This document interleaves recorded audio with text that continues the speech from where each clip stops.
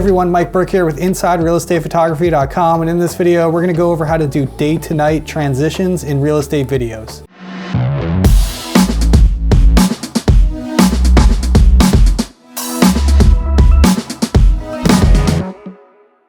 Alright guys, so in my last post I posted a video that I did recently up in Vermont, and I got a lot of questions about how I did the day to night transitions in that video. If you haven't seen that video yet, I'll link to it up on the screen right now. So I just wanted to demonstrate in this video how I go about doing these day to night transitions in my real estate videos.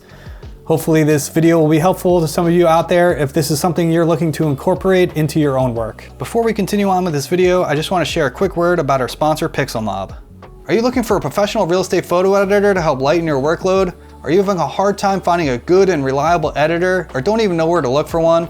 Or maybe you just personally struggle with editing and can't seem to achieve the professional end result that you've been looking for? If any of this sounds like you should definitely check out PixelMob. PixelMob helps take the guesswork out of finding a reputable editor and connects you with the right people to do the job. PixelMob is an awesome website that links you up with available editors capable of doing just about any sort of real estate photo editing you can imagine, including HDR blending, flambient, virtual staging, object removal, etc. The best part of all is that PixelMob vets all the editors prior to allowing them onto their platform to ensure that they can indeed deliver on what they say they can.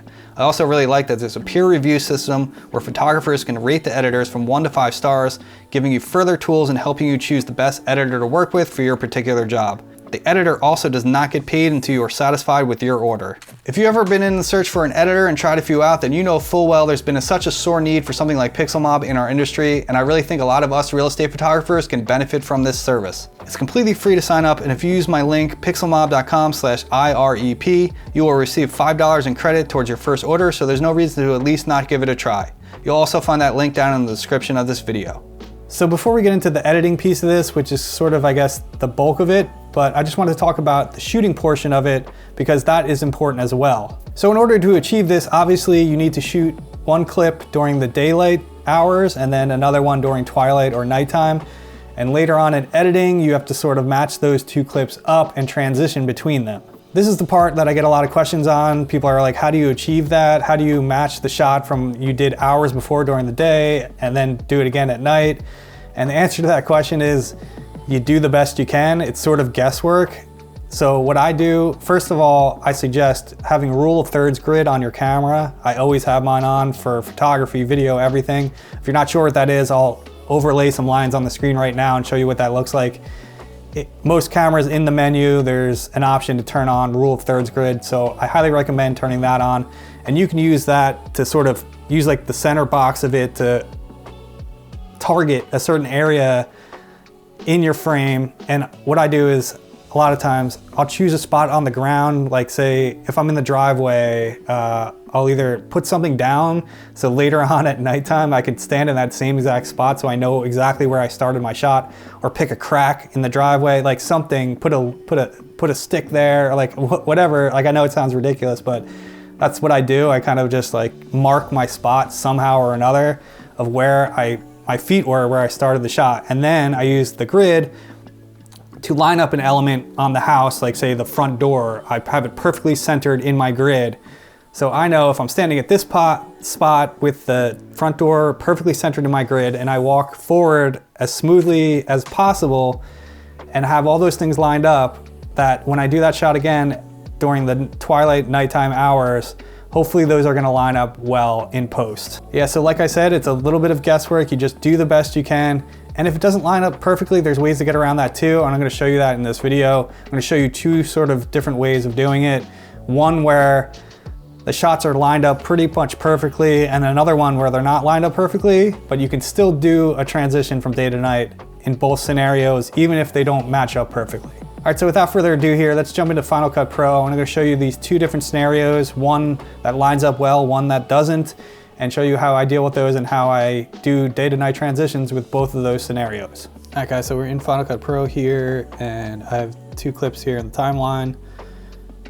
This one that just, it's moving forward towards the house. And again, like I, stood in the same spot. I sort of had my center around this front door area. I'm gonna show you how I transition this kind of transition where they match up well. So this was during the day. It was sort of pretty kind of gloomy, overcast day. So the twilight one, this one, it almost looks the same, but the lights are on. So whatever, you'll get the gist. It's the same sort of concept, even though it doesn't look so much different other than the lights in the house, but hey, it works. All right, so the first thing I want to do here is, all right, so the beginning of this is a little wonky. I just want to kind of trim that off to where it starts moving forward. And so it's moving forward now, and I just want to pick the point where I want it to transition to, you know, the nighttime one. So somewhere, I want the whole house in the frame. So like right before we get to this front walkway, so somewhere around like here is where I want it to transition. So I'm just gonna make a cut here, and then I'm just gonna delete this portion here. So it's like right before the sidewalk, and I want to kind of try to match this up. So somewhere around there. So again, I'm going to make a cut there and just delete this portion. So now if I kind of toggle back and forth between these frames, so yeah, that matches up pretty darn good. So, you know, you can still see it's slightly off. I mean, it's not going to be dead on perfect, but as long as you're really close, this kind of transition will work. So now what I want to do simply is I'm just going to take this second clip, the nighttime clip, and I'm just gonna hold the Option key down, or you can copy and paste your clip. I'm just gonna bring it up above.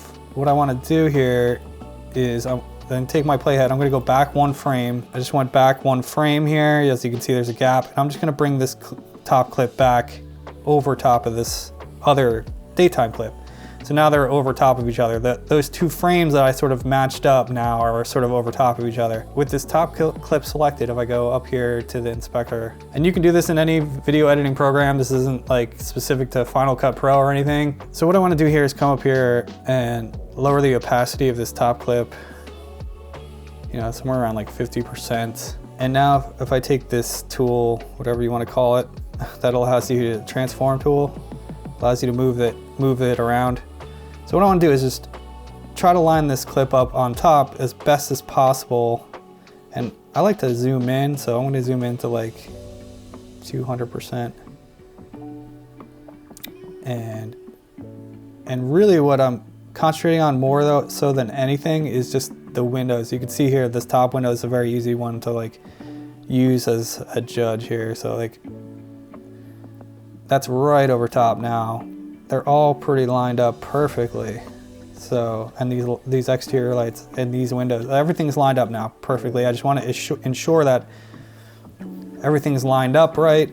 After lining them up, sometimes you might have like fringe, like black fringe, because you slid something over a little bit. So what I like to do is just go to scale here, scale all, and then I'm just gonna go, you know, I'm gonna go to 105 or whatever, you know, it doesn't take much. If I scale that up to 105 and then the one underneath to 105, but that'll take care of any fringe that might have been, you know, by moving the clip around on top, you might have some like black edges or whatever left over. So I just want to make sure that I don't have that going on. So if I move this clip back, I'm going to move this down and in between these two. So now we don't need this other clip here. This one, we're done with this now. Since we lined this up, I didn't put the opacity back up. So I just got to put the opacity back up. So now between these two, when it reaches there, it pretty much is perfect. So if I kind of play this back,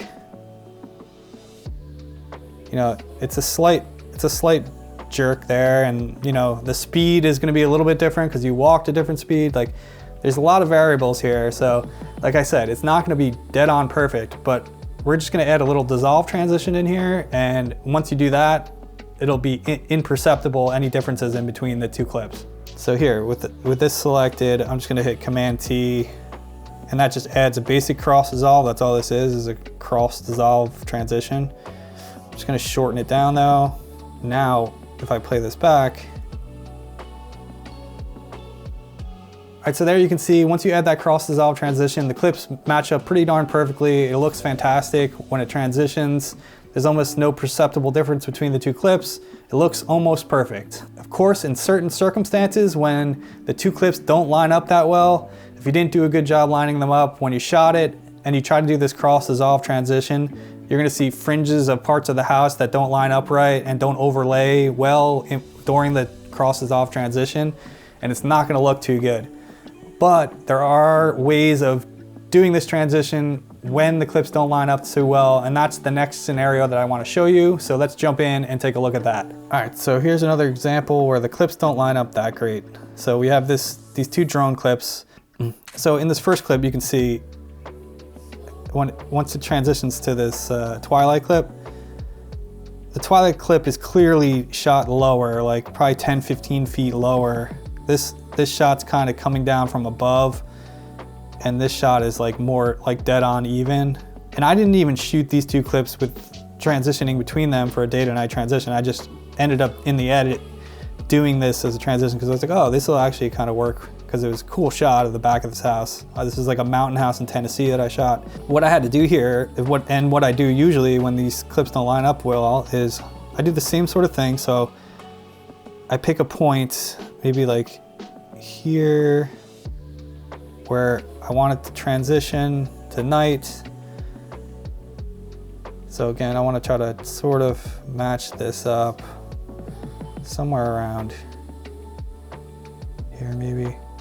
This one is much like sort of closer looking because it was tilted down, so like the house is actually sort of bigger in this first photo. So what I'm gonna do with this, I'm gonna increase the scale of the second one a little bit more. Maybe like to 110. Just gonna move it up. I want to try to line them up as close as I can to make it look. See, that's better. They're like closer. They're sort of closer in scale. I feel like I could go up a little bit more, even maybe like 115 or so.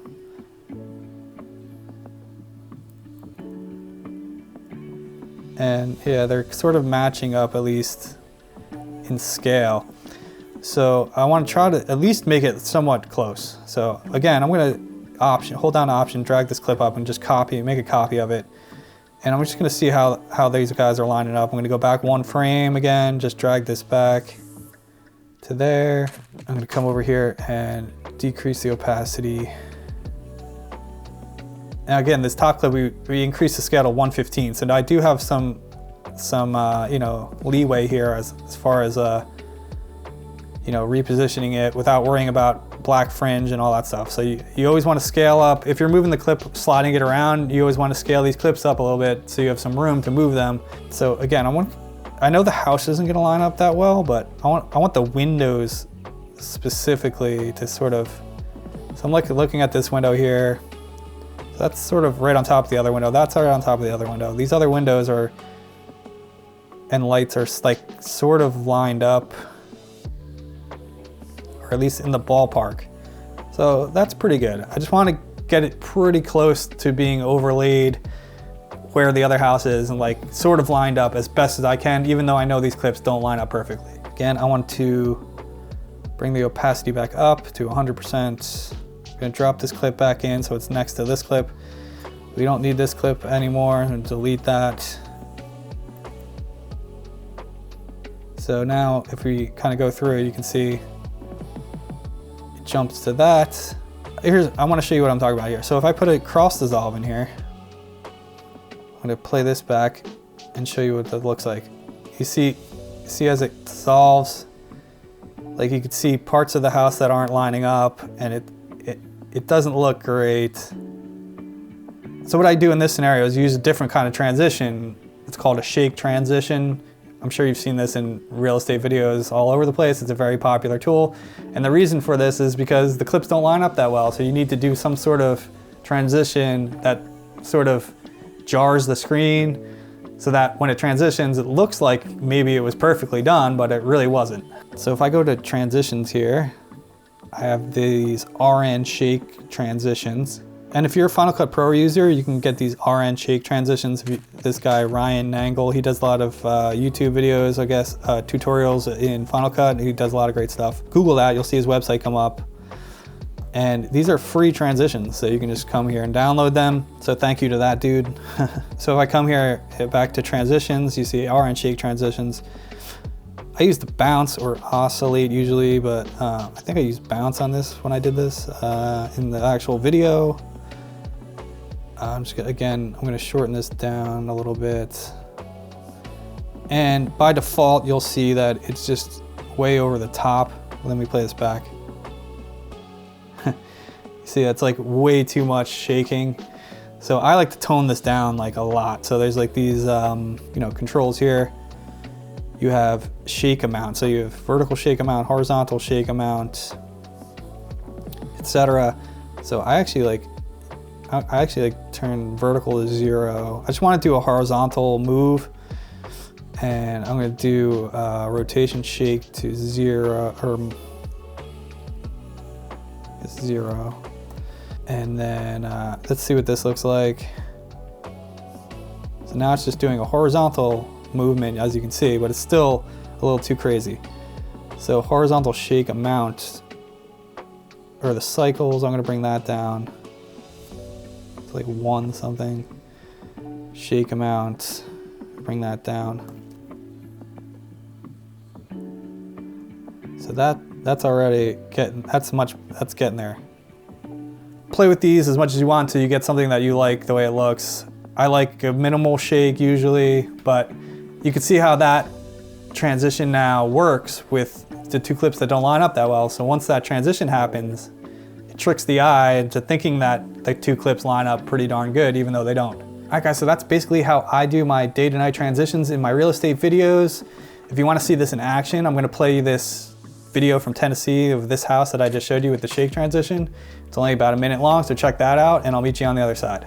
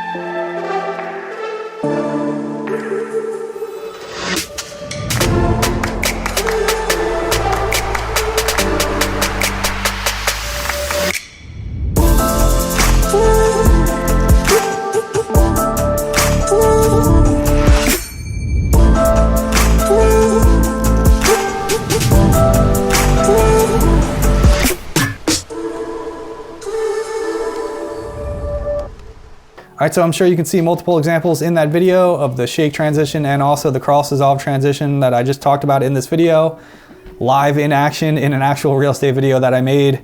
So that is how I utilize those in my videos. All right guys, thanks so much for watching this video. I hope you found it helpful. If you did, please hit the like button and subscribe to the channel if you haven't done so already. Also take a look down below in the description of this video. We have a link to our sponsor, PixelMob. Definitely check them out if you're looking for an editor for your photos or videos.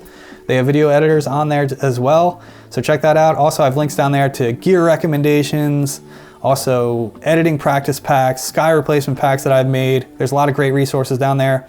Also, if you're interested in following my work and seeing more videos that I'm making as they come out, check out my Instagram at Burke Multimedia, and I'll be posting videos on there regularly, so check those out. Also photos, of course, and all my work goes on there, so check that out. Thanks so much again for watching, and I'll see you again soon on the next one.